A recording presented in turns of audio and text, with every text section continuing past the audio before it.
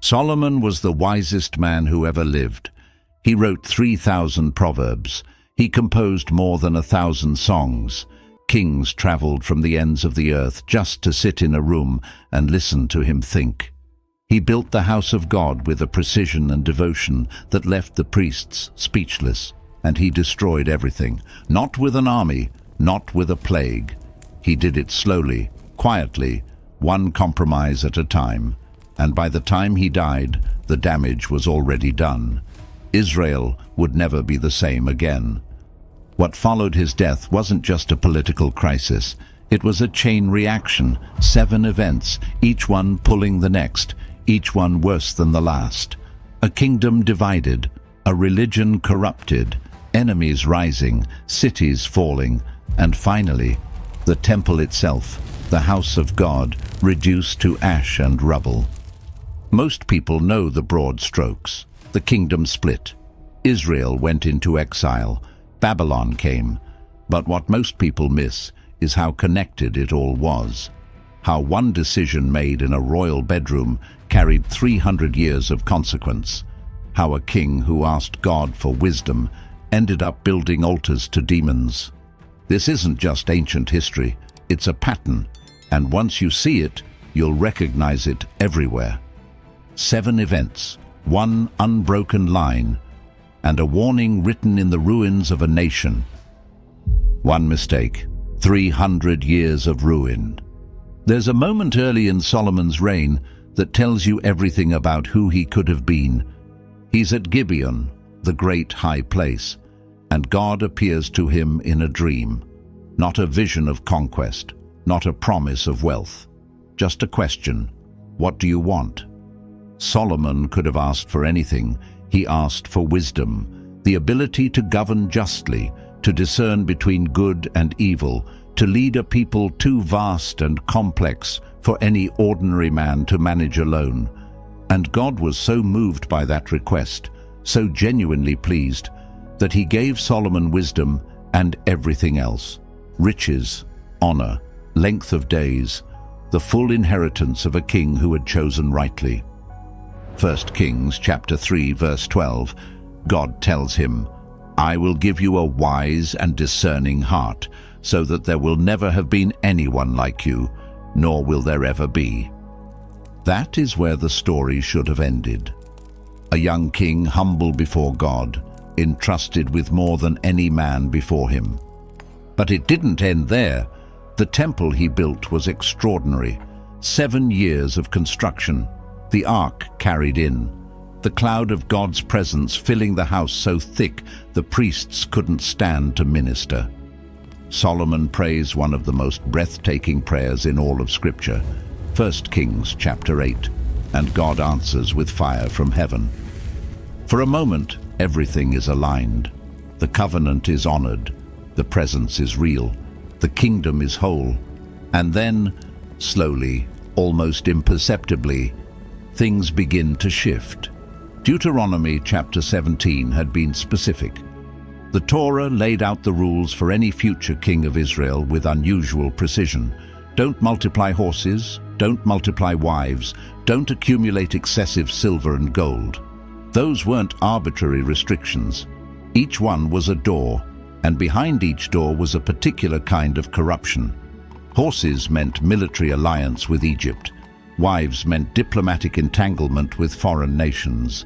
Wealth meant the slow drift from dependence on God toward trust in systems. Solomon walked through every door: 700 wives, 300 concubines, 1,000 women from nations God had explicitly warned against: Moabites, Ammonites, Edomites, Sidonians, Hittites. Political arrangements, alliances sealed in bedchambers, and each woman brought her gods with her. For a while, Solomon kept the two worlds separate. He still worshipped at the temple. He still wrote psalms and proverbs. He still governed with a brilliance that drew rulers from distant nations, including a queen from Sheba who came to test his wisdom and left speechless.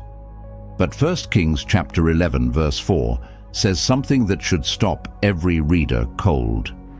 As Solomon grew old, His wives turned his heart after other gods, and his heart was not fully devoted to the Lord his God, as the heart of David his father had been. Not publicly, not dramatically. His heart turned. Privately, gradually, he accommodated what he should have refused. He built a high place for Chemosh, the god of Moab, to whom children were sometimes sacrificed. He built one for Molech, the god of the Ammonites, and he allowed worship that should never have touched the land of Israel to take root on the hills outside Jerusalem. This is what makes Solomon's failure so devastating. He didn't abandon God in rebellion. He added to God. He kept the temple standing while building shrines beside it.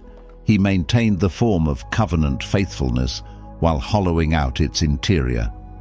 What leaders tolerate in private, nations eventually inherit in public. The division that would shatter Israel after his death wasn't waiting for Rehoboam to make a bad speech. It was already forming, in the silent consent of a king who knew better, chose differently, and never fully turned back. The kingdom broke in one day. Before Solomon's body was cold, God had already spoken. There was a prophet named Ahijah from Shiloh, the old city where the ark had once rested. One day he found Jeroboam on a road outside Jerusalem. Jeroboam was one of Solomon's own officials, a capable man, an overseer of the labor force from the house of Joseph. He had no reason to expect what was coming. Ahijah took off his new cloak, and he tore it. 12 pieces, one for each tribe of Israel.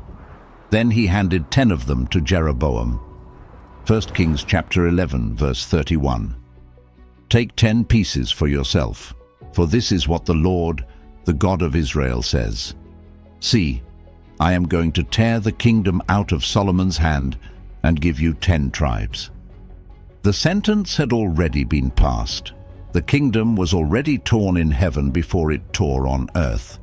But God, even in judgment, held something back. One tribe would remain with David's line, for the sake of Jerusalem, for the sake of the covenant made with David. Mercy running alongside judgment, even at the moment of fracture. Solomon heard about Ahijah's prophecy and tried to have Jeroboam killed. Jeroboam fled to Egypt.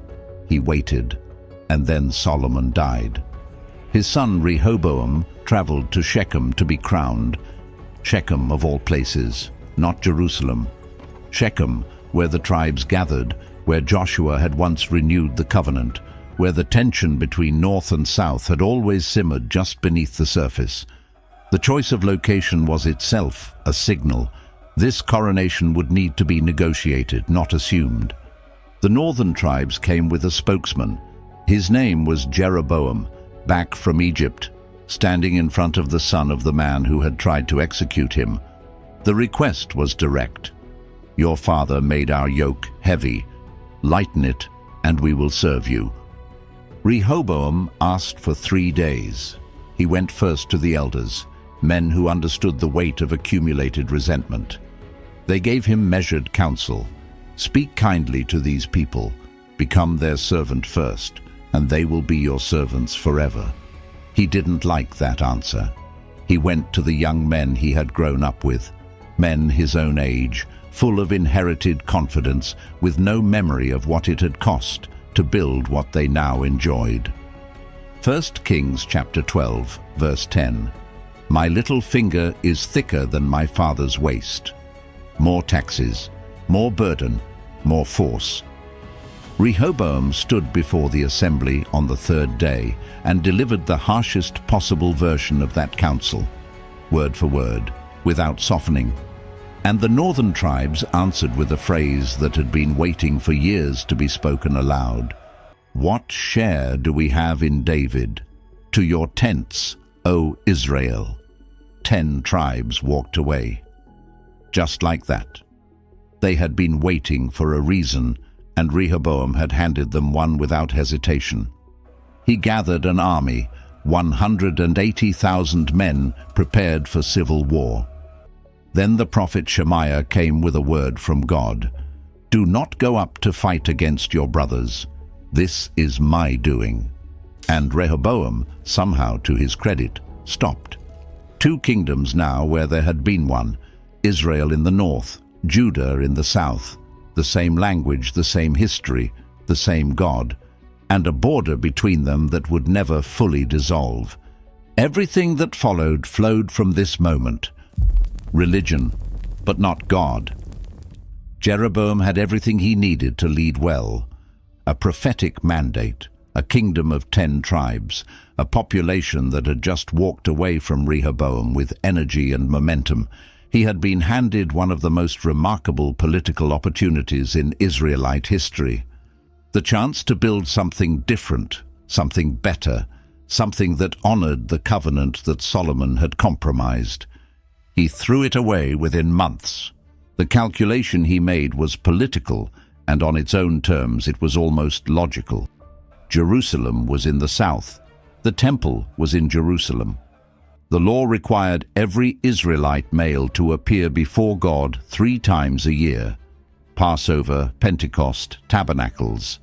That meant his people would regularly travel south, stand in the courts of the temple that David's line had built, feel the pull of the old unity, the old capital, the old king's city.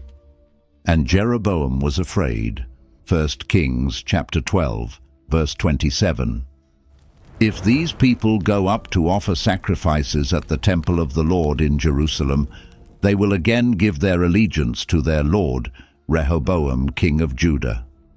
He made 2 golden calves, one placed in Bethel, the southern border of his kingdom, one in Dan, the far north. Strategic placement. No matter where his people lived, there would be a worship site close enough to make the journey to Jerusalem unnecessary. And then he said the words. 1 Kings chapter 12, verse 28. "It is too much for you to go up to Jerusalem. Here are your gods, Israel, who brought you up out of Egypt." Any reader of Scripture should feel something lurch in their chest at that sentence, because those words had been spoken before, almost exactly. Exodus chapter 32. Aaron, standing before the golden calf at the foot of Sinai, telling the people, "These are your gods, Israel, who brought you up out of Egypt." Jeroboam wasn't building new shrines. He was reaching back to the oldest apostasy in Israel's story and repackaging it as legitimate worship. The same language, the same image, the same betrayal dressed in different clothes. Bethel made it worse, because Bethel was no ordinary location. This was where Jacob had slept on the ground and dreamed of a ladder reaching heaven, where God had spoken to him and renewed the Abrahamic covenant. Bethel meant house of God, and now it held a golden calf. The sacred corrupted into the counterfeit. The priesthood followed the same pattern. Levites were God's designated priests. Jeroboam dismissed them and appointed priests from any tribe willing to take the position. He also invented a new festival calendar, a feast in the 8th month, 1 month after the actual Feast of Tabernacles. Close enough to feel familiar, different enough to sever the connection to Jerusalem's liturgical cycle. This is how institutional corruption works. It rarely announces itself as destruction. It arrives wearing the vocabulary of the original, same feast names, same altar language, same invocation of the Exodus, but the content has been replaced. The center has shifted. The phrase that would follow nearly every northern king was born here. He did not turn away from the sins of Jeroboam son of Nebat, which he had caused Israel to commit. 19 kings would rule the northern kingdom. That phrase would follow almost all of them like a shadow. Jeroboam didn't just lead Israel into sin. He built a system that made sin structural, woven into the calendar, the priesthood, the geography of worship itself. This became the spiritual DNA of the northern kingdom. And DNA, once written, is extraordinarily difficult to rewrite. Sin became normal. There is a difference between a leader who sins and a culture that has learned to sin without noticing. Jeroboam's golden calves were visible, deliberate. You could point to them and name the problem. But what happened next was harder to see and far more dangerous, because it didn't announce itself. It spread. High places multiplied across both kingdoms. These weren't temples or grand structures. They were local shrines, hillside altars, community worship sites that had existed in Canaan long before Israel arrived. God had commanded Israel to destroy them when they entered the land. Many hadn't been, and now, with the covenant center fractured and royal example pointing away from Jerusalem, they came back, quietly, naturally, the way weeds return to an untended field. Asherah poles went up beside them. Her symbol was a carved wooden pole. You find them mentioned throughout Kings and Chronicles, almost always in passing, as though the writers can barely bring themselves to linger on the detail. They were everywhere, and where they stood, other practices followed. Ritual prostitution, child sacrifice in the valley of Hinnom, abominations performed within sight of the city David had built. 1 Kings, chapter 14, verse 24, describes what had taken hold in Judah during Rehoboam's reign. The people had committed every abomination of the nations that God had driven out before Israel. The very things that had disqualified the Canaanites from the land, Israel was now doing them in the same land, under the same sky. What makes this section of the biblical narrative so difficult to read is the ordinariness of it. The high places weren't shocking to the people who used them. They had become furniture, part of the landscape. Religion had been democratized into something local, convenient, and entirely untethered from Sinai. The prophets were screaming. Elijah stood before Ahab and Jezebel. Amos walked into the north with words that burned. Hosea married a woman who left him and used that marriage as a living sermon about what Israel had done to God. They were heard, and then largely ignored, because by this point the problem wasn't ignorance, it was preference. The people knew what the covenant required. They had simply decided, generation by generation, compromise by compromise, that something else was easier. A nation does not fall in a day. It drifts, and the drift, when it goes unchecked long enough, becomes the direction. Weakness attracted war. God had told Solomon directly what division would cost. 1 Kings chapter 11 names the instruments of pressure that God would raise against a kingdom that had turned away, and two of them were already moving before Solomon died. Hadad the Edomite had fled to Egypt as a child when David's general Joab swept through Edom. Pharaoh received him, housed him, gave him a wife from the royal family. Hadad grew up safe, comfortable, patient. When he heard that David was dead and Joab was dead, he went home, and he didn't go home quietly. Rezon of Damascus had broken away from a defeated king and established himself in Syria's most strategically significant city, the junction of major trade routes connecting Egypt to Mesopotamia. Whoever controlled Damascus controlled movement, and Rezon was hostile to Israel for the length of Solomon's reign. Neither of these men could have existed as serious threats during David's years. David had subjugated Edom. David had defeated Zobah. The borders had been secured by a king who understood that spiritual faithfulness and military strength were not separate categories, that a nation walking in covenant with God carried a different kind of authority in the world. Solomon inherited that security without fully understanding what had produced it. And now, with the kingdom split, the external situation deteriorated fast. Both kingdoms had to maintain forces facing inward, toward each other, which meant neither could project power outward the way a united monarchy could. The trade networks, the arrangements with Hiram of Tyre, the shipping ventures to Ophir, all of it depended on stability that was now gone. Further northeast, Assyria was stirring. Tiglath-Pileser III would eventually reorganize Assyrian military strategy around something new and devastating: deportation, the systematic removal of conquered populations, a policy designed to prevent nationalist resistance across generations. Israel, weakened and divided, was drifting into exactly the kind of vulnerability that empire builders look for. Divided kingdoms rarely project strength. They project opportunity. The enemies waking up along the borders were not accidents of history.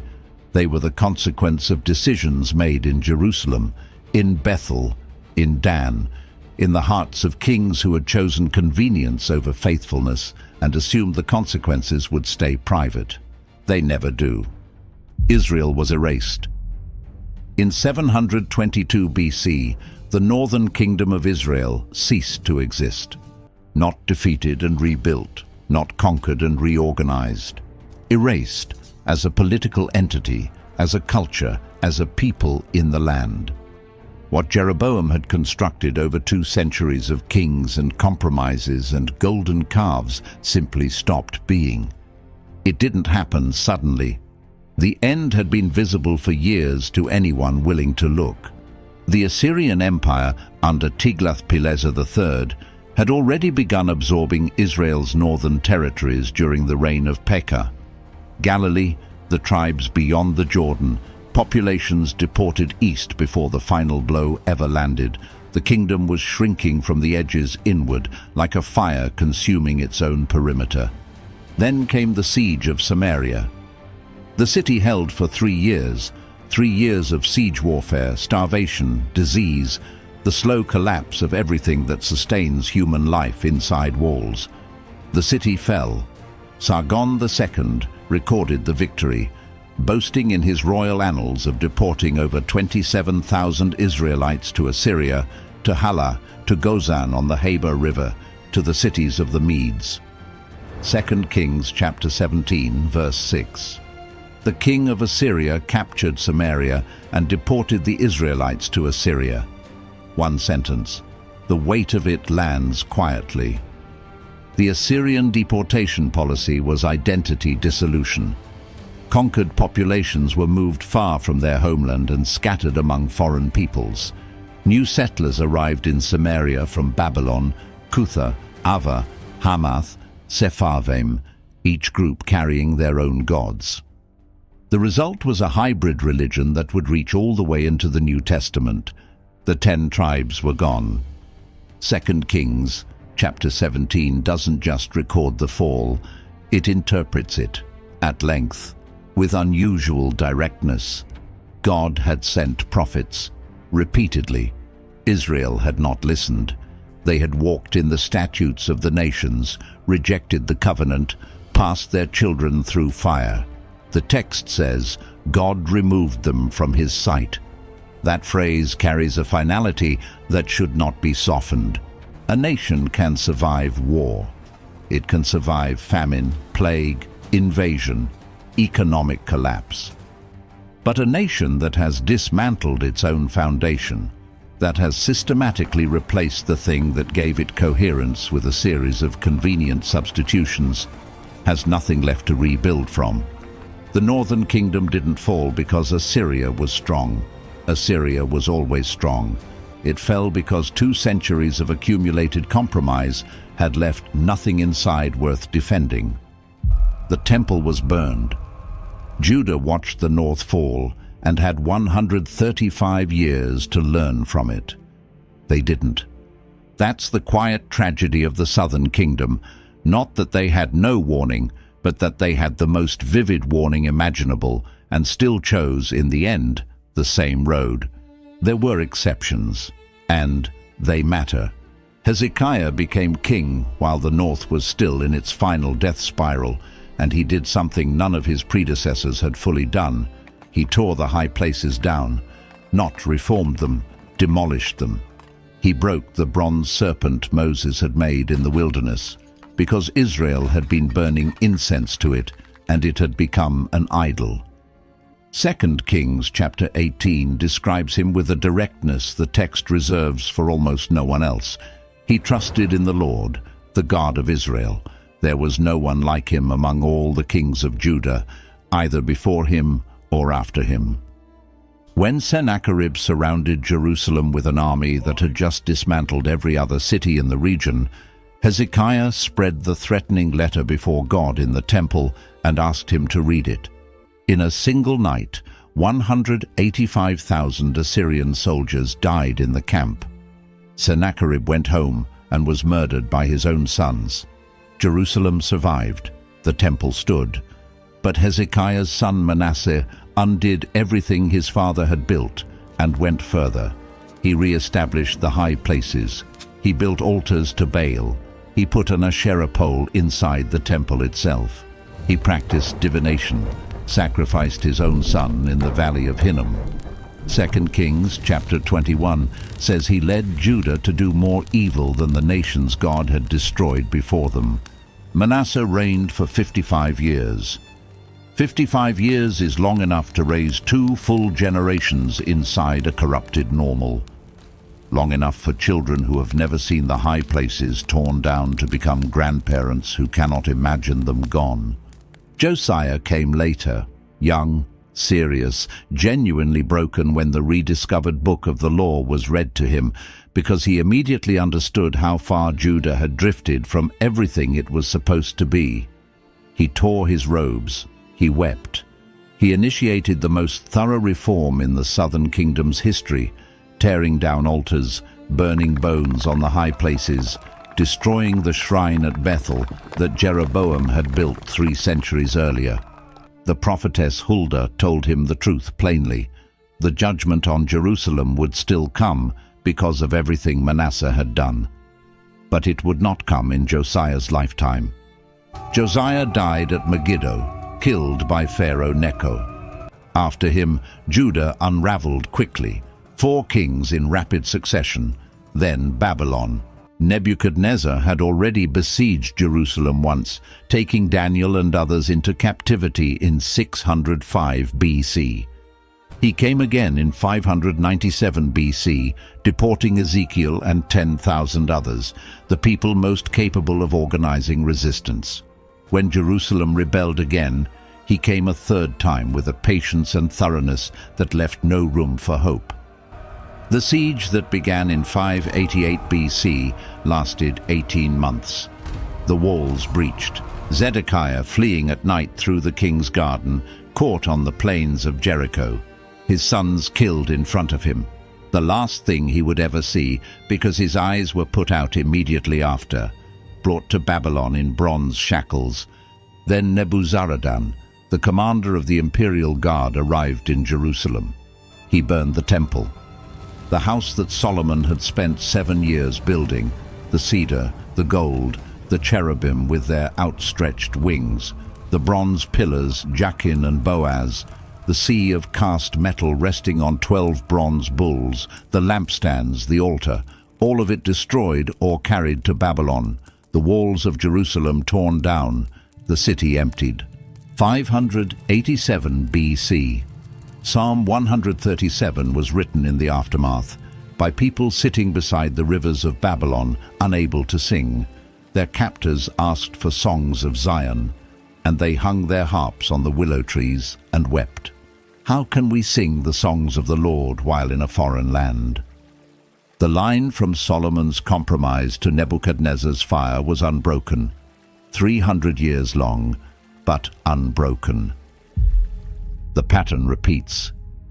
The exile was not the end of God's story with Israel, but it was the end of something, the end of the assumption that covenant blessing was automatic, that the temple's presence guaranteed God's protection, that belonging to Abraham's lineage was sufficient regardless of what you did with it. Those assumptions had been building for centuries, quietly becoming the foundation of a false security. The exile shattered them completely, and that shattering was, in a strange way, the most merciful thing that could have happened. The prophets who had been ignored before the fall were suddenly essential reading in Babylon. Jeremiah's letters to the exiles, preserved, copied, circulated. Ezekiel's visions on the banks of the Chebar River, where the glory of God appeared to a priest far from the temple, making the devastating point that God was not confined to Jerusalem. Isaiah's earlier words about a servant who would carry the sin of the people, those words came alive in ways they hadn't when life was comfortable. Exile does that. It strips away everything that was substituting for the real thing. The pattern the exile revealed was sobering. Compromise invited consequence. Consequence ignored deepened into captivity. And captivity, when honestly faced, became the ground where genuine return was possible. But here is what the exile also revealed. God's justice and God's mercy are not opposites. They operate together, in sequence, toward a single end. Jeremiah chapter 29, verse 10. When 70 years are completed for Babylon, I will come to you and fulfill my good promise to bring you back to this place. A number, a deadline, not abandonment, a sentence with an end written into it from the beginning. And it happened. Cyrus of Persia conquered Babylon in 539 BC. Within a year, he issued a decree permitting the Jewish exiles to return and rebuild the temple.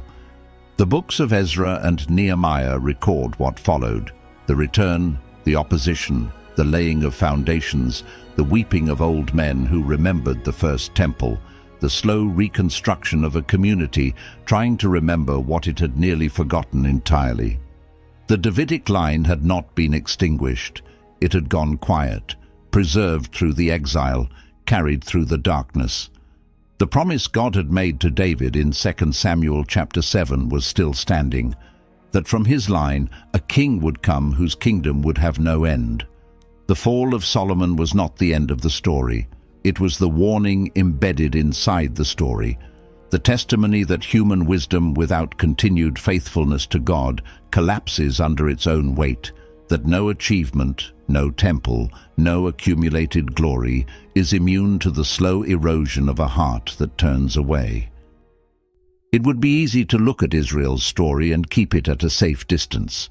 Ancient kings, Bronze Age politics, a land far away and a time long gone. We can study it, admire its complexity, appreciate its theological depth, and never once let it ask us anything. But the biblical writers didn't record this history as a museum exhibit. They recorded it as a mirror. The pattern isn't unique to Israel. It's the pattern of every civilization, every institution, every community of faith that has ever drifted from the thing that gave it life. And the mechanics are always the same. It never begins with dramatic rebellion. It begins with accommodation, the decision that a particular compromise is small enough to absorb, private enough to contain, reasonable enough to justify.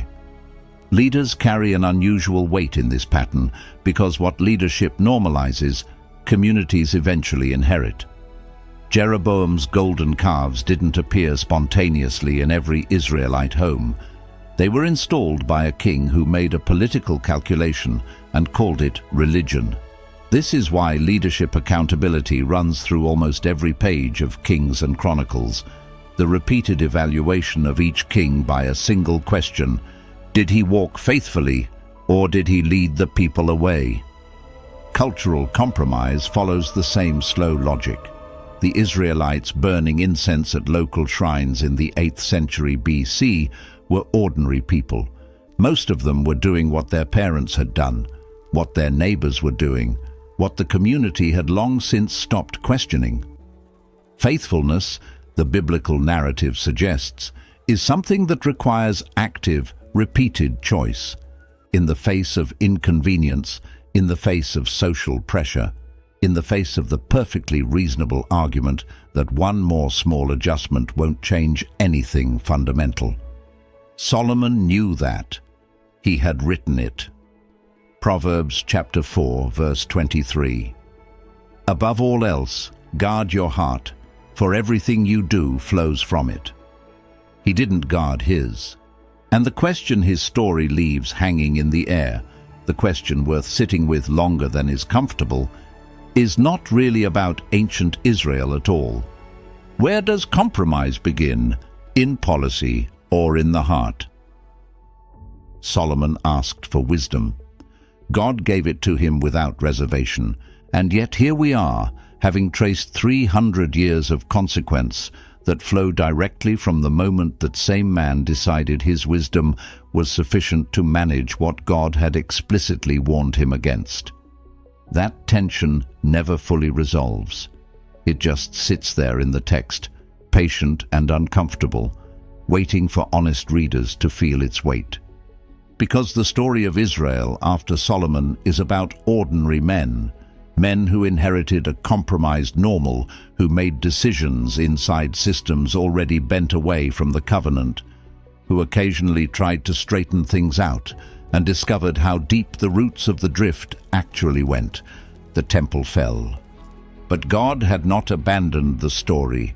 A remnant returned from Babylon, humbled, stripped of every false confidence, carrying nothing but the memory of what they had lost, and the word of the prophets who had told them this day would come, and the day of return would also come.